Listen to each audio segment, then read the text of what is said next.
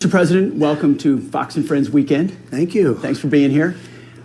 This is your first interview since the verdict. It's been 48 hours. Where's your head at?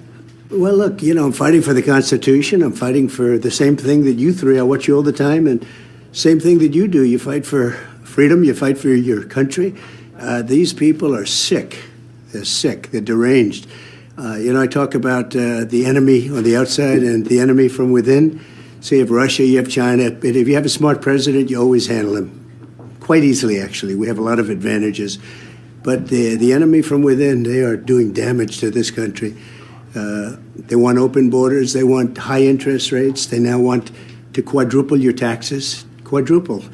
All my life I watched politics, and it was always like politicians want to lower taxes, not quadruple them. There's a whole sickness going on right now. So we're doing really well. It's very interesting. Jury came in. It was a tough venue. We tried to get out of the venue. We tried to get out of the judge. But we tried to get out of both. Wouldn't even think about it. So we had probably maybe the worst area in the whole country for me, in terms of vote. I'm sure if I sat down and explained it to that section of the world, we could probably make progress. But one of the worst sections. And they always bring them to these sections, D.C., there, places where Republicans, not just me, Republicans get like virtually no votes. But the good news is that I think we've set a record beyond all records for fundraising. That's like a poll. And another one just came out just before I got in that we're 6 points higher than we were before. So I don't know if that holds up. I'm just not sure. But people get it. It's a scam. And the Republican Party is really, they've stuck. They stick together in this. They see it's weaponization of the Justice Department, of the FBI.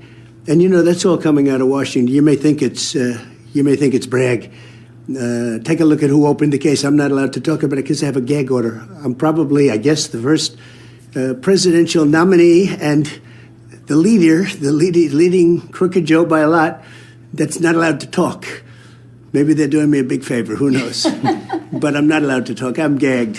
Nobody's ever heard of it. Guys would say to me, that aren't as well-versed, but they know about freedom and the Constitution. They say they can't gag you. It's all coming out. It's weaponization, and it's a very dangerous thing. We've never had that in this country. They do have it in other countries, in South American countries. You know a little bit about it, right? Well, that actually leads me to my question. I think for a lot of Americans, what's happened to you feels foreign. Like, this has never happened here before. Yeah. But for Hispanic Americans, people coming from Latin America, this feels very familiar. Yeah. And in those countries, people are imprisoned. Instead of going to the ballot box and fighting there, they're on house arrest. They're told they can't run for office. What is your message? And by the way, I think a lot of Hispanic Americans, I hear from them, they're scared about what they see. What's your message to them about what happened to you and about how scared they are that our country is turning into the countries that they left behind, the corrupt, dysfunctional countries they left behind? And they are scared, and they're great people, and very entrepreneurial, great energy. And as you know, I'm doing very well with them. Beyond anybody, I don't think anybody's ever had polling. Do you think this is why, a little bit? I think a little bit. I think even before people understood what was going on, I was doing well with the, you call them Hispanics. there's about 15 different names. I know. Latin Americans, South Americans. They say Latin Americans, South Americans, Hispanics, a lot of different words. Mm-hmm. But we all know what we're talking about. And they've always liked me, and I've always liked them. I've done well from the beginning. In 2016, I won the entire border along Texas, and they're all like 85%. And it's been great from the beginning, and now I'm leading. I think I'm leading over this guy that can't put two sentences together, that's destroying our country. Look, he's the worst president in the history of this country, and he's a danger to the country. And, they have misinformation. Donald Trump is a threat to democracy. It's just words. He doesn't even know what it means. But it's like their slogan, I'm a threat to democracy. I'm the opposite. They're the threat to democracy. And now I hear they're starting to go over the lines with Russia, and Russia's getting a little bit nasty. Like, maybe we'll start using nuclear weapons.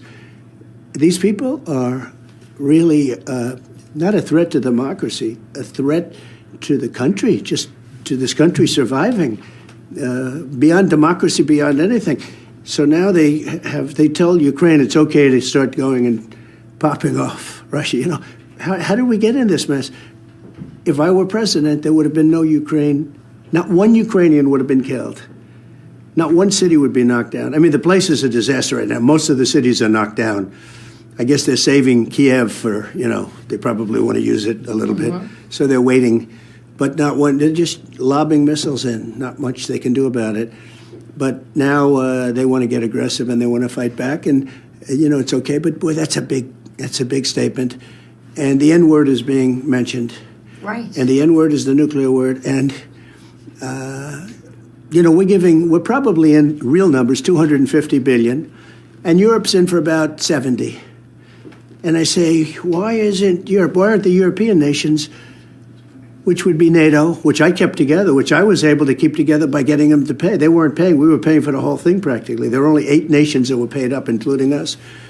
And I got hundreds of billions of dollars from them. I said, look, if you don't pay, we're going to leave. We're not going to defend you if you don't pay. And they paid. That's where they have the money now because of what I did. Because Obama didn't do anything. He'd go and make a speech.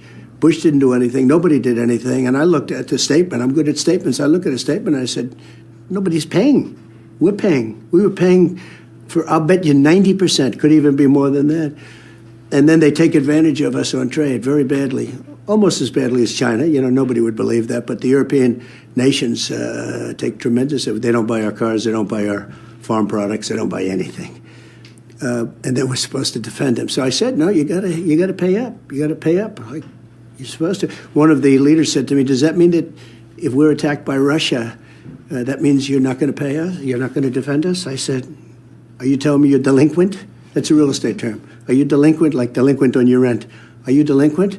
Yes, if we don't pay. I said, no, we're not going to protect you. The next day, billions of dollars started pouring in. It was sort of amazing. If you said the other, why would they do it? And that's what they've done for years. But now they're talking about a different level of war. Now they're talking about getting aggressive. But they have to be careful because they're being beaten pretty badly, They're being beaten pretty badly. And what a mess. To think it would have never happened, Israel would have never happened, Ukraine would have never happened, and Israel would have never been attacked.